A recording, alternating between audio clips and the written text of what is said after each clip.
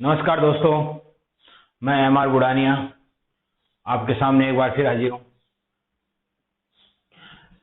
अपन ने कला संस्कृति की क्लास जो शुरू की थी उसमें दो लोक देवता अपन ने पढ़ लिए थे, एक तो रामदेव जी और एक गोगा जी। आपको क्लासें आपको अच्छी भी लग रही है क्योंकि लगातार कमेंट, लाइक और शेयर बराबर आ रहे हैं। तो आपने जो लोक देवता थे उन लोक देवताओं में से आज जो तीसरा जो लोक देवता है वो है हड़बूजी। कौन सा है? हड़बूजी।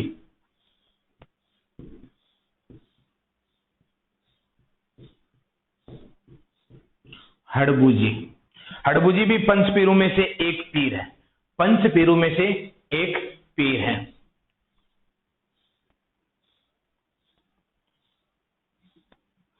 पंच जो पांच पीर हैं, पांच पीरों में से एक पीर, पांच पीरों में से एक पीर है। देखो, हड़बूजी का जो जन्म है, हड़बूजी का जो जन्म है वो कहां हुआ था? हड़बूजी का जो जन्म है वो बूढ़ेल नागौर में हुआ था। कहां पे हुआ था? बूढ़ेल नागौर। हड़बूजी का जो जन्म है वो कहां हुआ था दोस्तों? बूढ़ेल नागौर में हड़बूजी का क्या हुआ था? जन्म हुआ था। हड़बूजी का जो पिताजी थे, उन हड़बूजी के पिताजी का नाम, हड़बूजी के पिताजी का नाम था मेहाजी सांगला। क्या नाम था? मेहाजी सांगला हड़बूजी के क्या नाम था? पिताजी का नाम था। हड़बूजी पूछे, हड़बूजी के पिताजी का नाम क्या था? मेहाजी सांगला। इनके गुरु का नाम, हड़बूजी के गुरु का नाम था बालीनाथ। हड़बूजी के गुरु का क्या नाम था? बालीनाथ। और बालीनाथ भी किसके गुरु थे? रामदेव जी के। रामदेव जी के गुरु का नाम भी क्या नाम था? बालीनाथ। और हड़बूजी के गुरु का क्या नाम था? बालीनाथ। तो रामदेव जी के अगर गुरु बालीनाथ हैं तो हड़बूजी का रामदेव जी से किसी न किसी प्रकार से क्या है? कोई न कोई संबंध है। तो रामदेव जी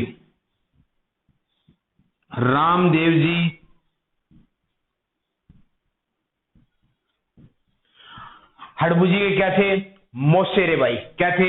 मौसेरे भाई। हड़बूजी के मौसेरे भाई। तो पूछ ले कि रामदेव जी किसके मौसेरे भाई थे? तो किसके मौसेरे भाई थे? हड़बूजी के। किसके मौसेरे भाई थे? हड़बूजी के। जो हड़बूजी की जो पुजारी होते हैं, हड़बूजी के जो मंदिर में जो पुजारी हैं वो किस जाति के पुजारी होते हैं? सांखला राजपूत। किस प्रकार के? सांखला राजपूत। सांखला राजपूत। हड़बूजी के जो पुजारी हैं वो किस जाति के होते हैं? सांखला राजपूत हड़बूजी की पूजा करते हैं। बात करते हैं इनके वाहन। तो हड़बूजी का वाहन क्या था दोस्तों? सियार। क्या था? सियार। एग्जाम में क्वेश्चन आया हुआ है कि हड़बूजी का वाहन क्या था? तो हड़बूजी का वाहन क्या था? सियार था। क्या था? सियार था। हड़बूजी के समकालीन, अगर हड़बूजी के समकालीन की बात करें, समकालीन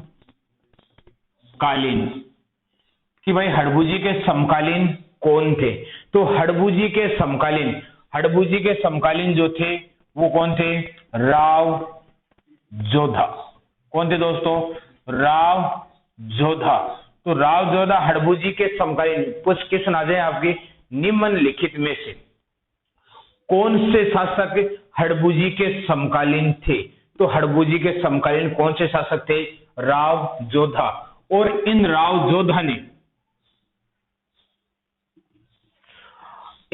जोधा को हड़बूजी ने क्या भेंट की थी? एक तो फेंटा और एक तलवार।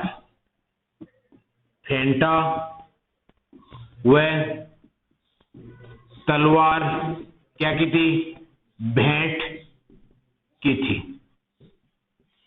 और इसके उपलक्ष्य में राव जोधा ने, किसने, राव जोधा ने हड़बू को बेंगटी फलोदी की जागीर प्रदान की थी। और बेंगटी जो बेंगटी फलोदी है उसकी जागीर क्यों प्रदान की थी, क्योंकि हड़बूजी ने ही, महाराजा जोधा के नेतृत्व में हड़बूजी ने मंडोर को मेवाड़ से अलग कराने के उपलक्ष्य में राव जोधा ने हड़बूजी को क्या भेंट की थी, बेंगटी की जागीर भेंट की थी। बेंगटी की जागीर, और बेंगटी की जागीर कहां थी, फलोदी। कहां पे, फलोदी। बेंगटी की जागीर प्रदान की थी। और बेंगटी की जागीर क्यों प्रदान की थी, मंडोर को मेवाड़ से अलग कराने के उपलक्ष्य में। कहां की जागीर, उपलक्ष्य में कहां की जागीर प्रदान की थी, कहां की जागीर प्रदान की थी, बेंगटी की जागीर प्रदान की थी। एग्जाम में क्वेश्चन आ जाए कि हड़बूजी को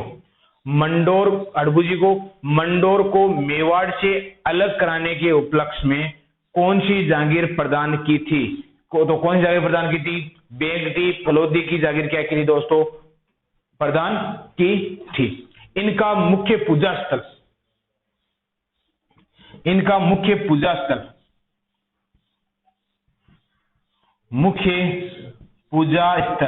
तो मुख्य पूजा स्थल कहां है, इसको कहां की जागीर प्रदान की थी, बेंगटी की। तो मुख्य पूजा स्थल कहां पे है, बेंगटी फलोदी जोधपुर।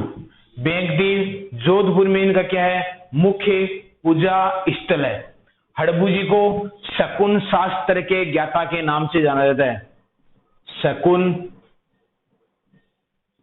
शास्त्र के ज्ञाता के रूप में जाना जाता है। पूछ लिया कि किस लोक देवता को शकुन शास्त्र के ज्ञाता के रूप में जाना जाता है, तो किस लोक देवता को शकुन शास्त्र के ज्ञाता के रूप में जाना जाता है, हड़बूजी को। किन को जाना जाता है, हड़बूजी को। हड़बूजी के जो मंदिर हैं, जो इनका मुख्य पूजा स्थल है, इसमें जो पूजा होती है वो किसकी होती है, बैलगाड़ी की। किसकी होती है, गाड़ी की। हड़बूजी जिस गाड़ी से पंगु गायों के लिए जो चारा लाते थे, उस गाड़ी की क्या होती है, पूजा होती है, हड़बूजी की गाड़ी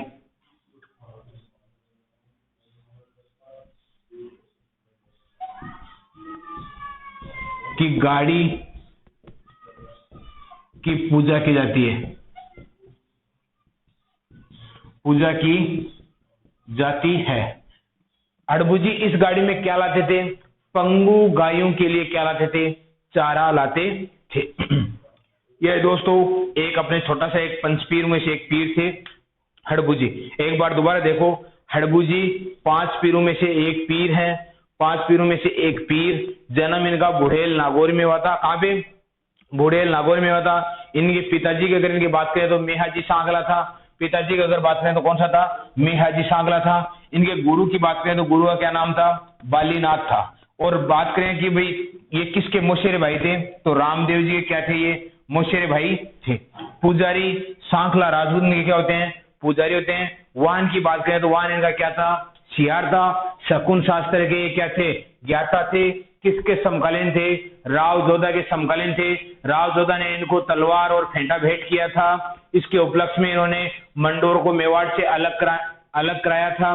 तो इसके उपलक्ष्य में राव जोधा ने इनको कहां की जागीर प्रदान की थी, बेंगटी की जागीर इनको क्या की थी, प्रदान की थी। इनका जो मुख्य पूजा स्थल है, वो मुख्य पूजा स्थल कहां पे है, बेंगटी फलोदी में इनका क्या है, मुख्य पूजा स्थल है। और उस पूजा स्थल में किसकी पूजा होती है, किसकी पूजा होती है, गाड़ी की पूजा होती है, और उस गाड़ी की पूजा होती है जिसमें हड़बूजी पंगु गायों के लिए चारा लाते थे। दोस्तों एक बार इस क्लास को आप लाइक करो, शेयर करो, कमेंट करो। उसके बाद में अगला लोक देवता अपन पढ़ते हैं पाबूजी।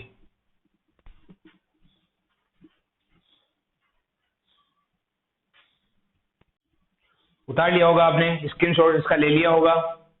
उसके बाद में देखो स्क्रीनशॉट ले लिया तो मैं इसका मिटा दूं।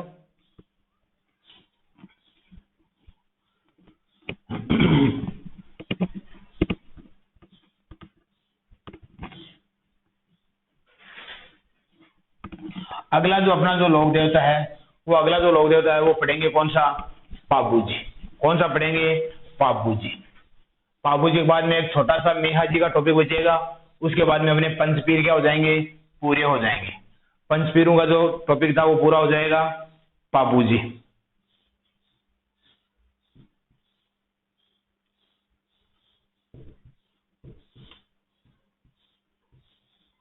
देखो पाबूजी का अगर बात करते हैं तो पाबूजी भी क्या है? एक 5 पीरों में से एक पीर है। 5 पीरों में से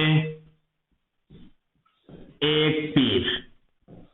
5 पीरों में से एक पीर कौन? पाबूजी।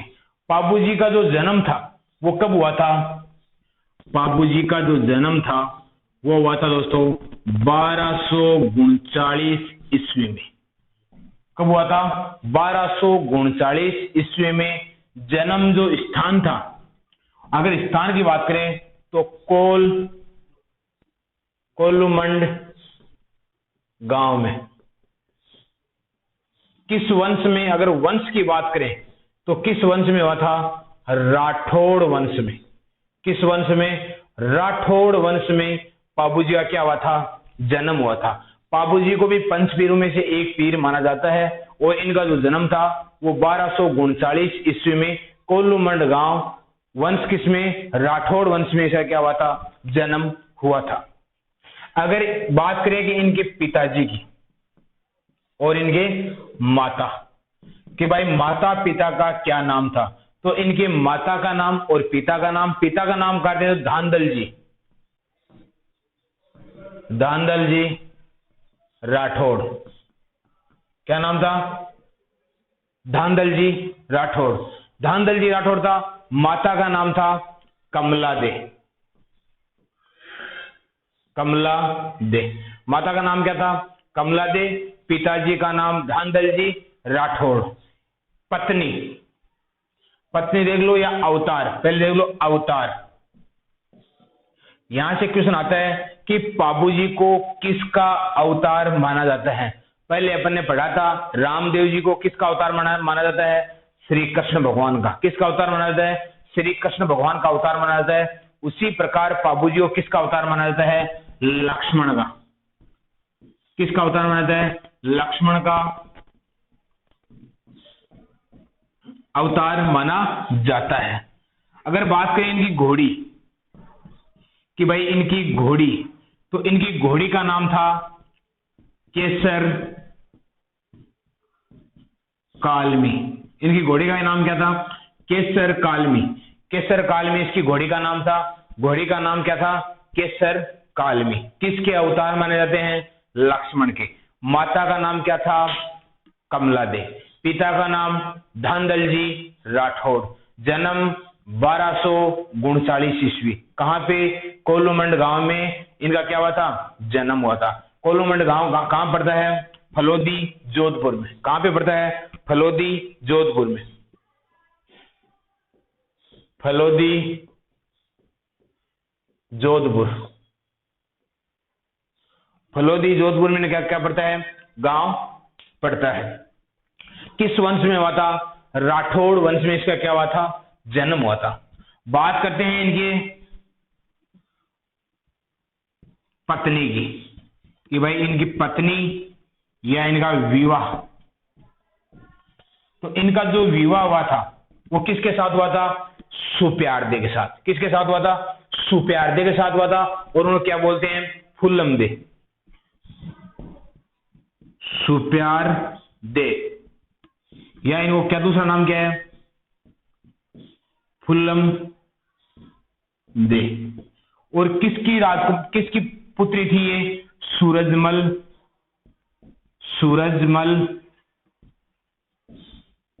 लोढ़ा की क्या थी, पुत्री थी। देखो दोस्तों, जब इनका विवाह हो रहा था, किनका, हड़बू जी का जब विवाह हो रहा था, तो ये जो केसर कालमी जो घोड़ी है, ये जो किसे लेके गए थे बाबूजी, देवली चारणी की जो घोड़ी थी वो कौन लेके गए थे, बाबूजी लेके गए थे। कौन लेके गए थे, बाबूजी देवली चारणी की घोड़ी लेके गए थे। जब इनका विवाह हो रहा था, इनका बाबूजी और सुप्यारदे का जब विवाह हो रहा था, तो इन्होंने 3 फेरे पूरे कर लिए थे।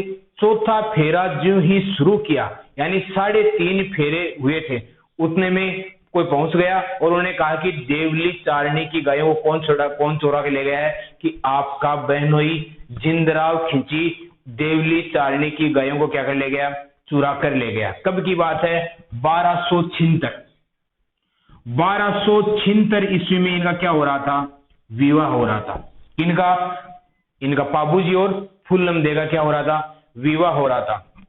तो इनका जो बहनोई था, किनका, बाबूजी का बहनोई जिंद राव खिंची देवली या देवल चारणी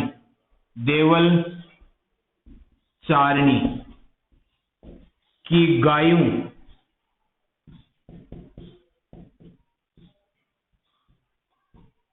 छुड़ाने गए थे।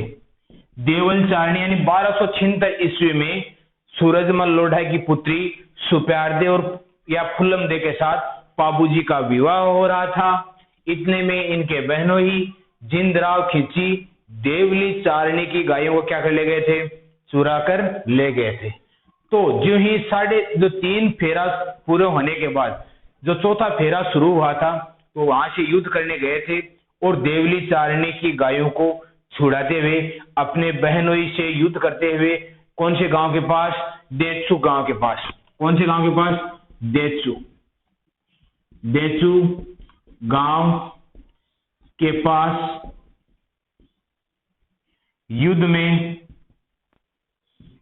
वीर गति को प्राप्त हुए। तो पूछ ले कि कौन से लोक देवता देवल चारणी की गायों को छुड़ाते हुए अपने बहनोई जिंदराव खिंची से देचू गांव में लड़ते हुए वीर गति को प्राप्त हुए थे। तो कौन से लोक देवता, बाबूजी। कौन से लोक देवता, बाबूजी। इनके देखो उपनाम, अगर उपनाम की बात करें तो इनको किन उपनामों से जाना जाता है, गायों के रक्षक, ऊंट रक्षक, प्लेग रक्षक।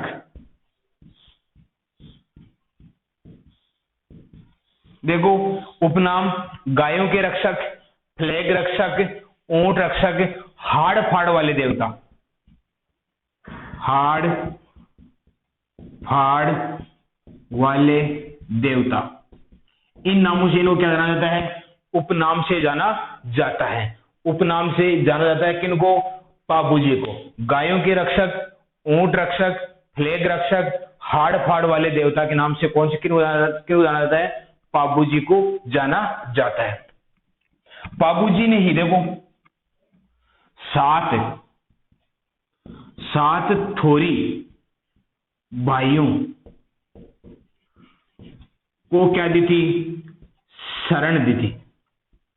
क्या दी थी, शरण दी थी। इसलिए थोरी जाति के भी क्या है, ये लोक देवता है।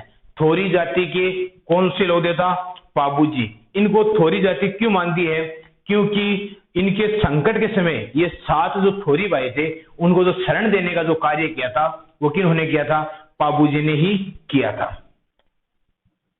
इनका जो चिन्ह है, प्रतीक चिन्ह, क्या, प्रतीक चिन्ह। प्रतीक जो चिन्ह है वो क्या है? हाथ में भाला लिए हुए अश्वारोही पर सवार। क्या लिए हुए? भाला लिए हुए अश्वारोही पर सवार। भाला लिए हुए अश्वारोही पर सवार। अश्वारोही पर सवार। बात देखो इनके सहयोगी, बात करते हैं इनके सहयोगी की कि भाई बाबूजी के सहयोगी कौन थे। तो बाबूजी के जो सहयोगी थे, एक तो चांदा। कौन था? एक तो चांदा, एक नाम था हरमल। देखो कौन कौन थे? चांदा, हरमल, सहल सोलंकी। सहल जी सोलंकी। कौन था? सहल जी सोलंकी। चांदा, हरमल, एक था डेचा। चांदा, हरमल, सहल जी सोलंकी और डेचा या फिर इसको क्या बोलते हैं? डेमा। डेचा या फिर डेमा। डेचा या फिर डेमा। किनको, किनके सहयोगी थे? बाबूजी के सहयोगी थे। तो बाबूजी के अगर सहयोगी की बात करें तो चांदा, हरमल, सहल जी सोलंकी, डेचा या फिर डेमा, ये क्या थे? इनके सहयोगी थे। बात करते हैं इनके जानकारी के स्रोत कि भाई बाबूजी के बारे में अपन को जो ये जानकारी है वो कहां से मिलती है। तो एक तो है पाबू प्रकाश। पाबू प्रकाश कौन सा ग्रंथ है? पाबू प्रकाश। और एक कौन सा है? एक तो पाबू प्रकाश और एक है चौरी। चौरी, पाबू प्रकाश और चौरी दो ग्रंथ है, उनसे अपन को बाबूजी के बारे में क्या मिलती है? जानकारी मिलती है। पाबू प्रकाश का जो ग्रंथ था वो किसने लिखा था? आशिया मोर्जी ने।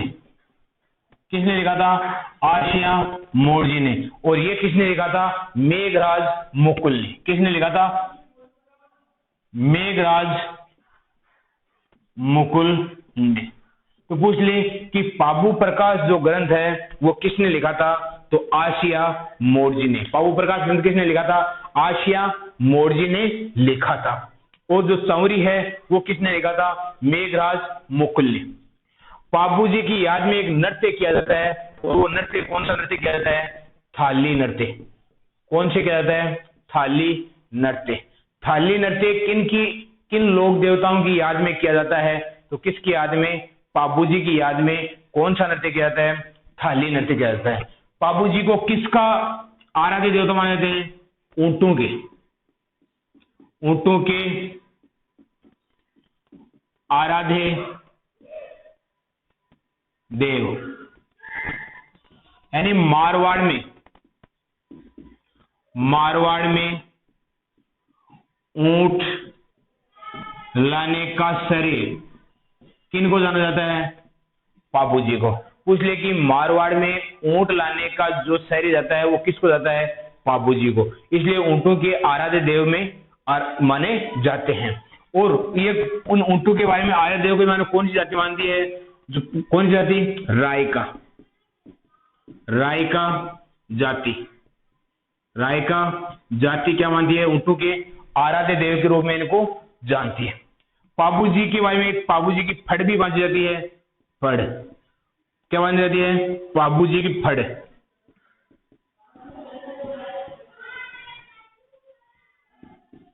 बाबू फड़ किस वाद्य यंत्र? बाबू फड़ किस वाद्य यंत्र के साथ बाजी जाती है? रावण हत्ता के साथ। किस वाद्य यंत्र के साथ? रावण हत्ता के साथ। बात करेंगे वाद्य यंत्र। वाद्य यंत्र, तो वाद्य यंत्र कौन सा होता है? रावण हत्ता। जाति कौन सी? नायक। कौन सी जाति? नायक जाति के द्वारा रावण हत्या के साथ बाबूजी की क्या जाती है? फड़ बांची जाती है। और बाबूजी की फड़ के अलावा बाबूजी क्या बांध जाते हैं? पावड़े। क्या बांध जाते हैं? बाबूजी के पावड़े। देखो यहां देखो, बाबू जी के पावड़े। देखो पाबूजी की फड़ बाजी जाती है वाद्य यंत्र रावण हत्या के साथ। जाति नायक। ऊंट जाति कौन सी जाति ऊंट पालक होती है? रायका, जो क्या मानती है ऊंटों के आराध्य देव के रूप में पूजती है। इनकी याद में कौन सा नृत्य किया जाता है? थाली नृत्य किया जाता है। और पाबूजी के क्या बाजे जाते हैं? पावड़े बाजे जाते हैं। पाबूजी के पावड़े बाजे जाते हैं कौन से वाद्य यंत्र के साथ? वाद्य यंत्र होता है माठ। वाद्य यंत्र कौन सा वाद्य यंत्र? माठ। माठ वाद्य यंत्र। और जाति कौन सी? थोरी या फिर रायका। थोरी या रायका जाति के द्वारा क्या बाजा जाता है? क्या बाजा जाते हैं? पाबूजी के पावड़े बाचे जाते हैं। बात करते हैं इनके मेला की। इनका मेला कब लगता है? अगर मेला की बात करें तो पाबूजी का मेला कब लगता है? चैत्र अमावस्या को। कब लगता है? चैत्र अमावस्या को क्या लगता है? पाबूजी का मेला लगता है। और कहां पे लगता है? कोल्लू गांव फलोदी में। कहां पे? कोल्लू गांव फलोदी में। कोल्लू गांव फलोदी में। और यहीं पे इनका क्या है? मुख्य मंदिर है। तो पाबूजी का पूछे कि पाबूजी का जो मुख्य मंदिर है वो कहां पे बना हुआ है? कोल्लू गांव फलोदी में बना हुआ है, जहां पे चैत्र अमावस्या को क्या लगता है? मेला लगता है।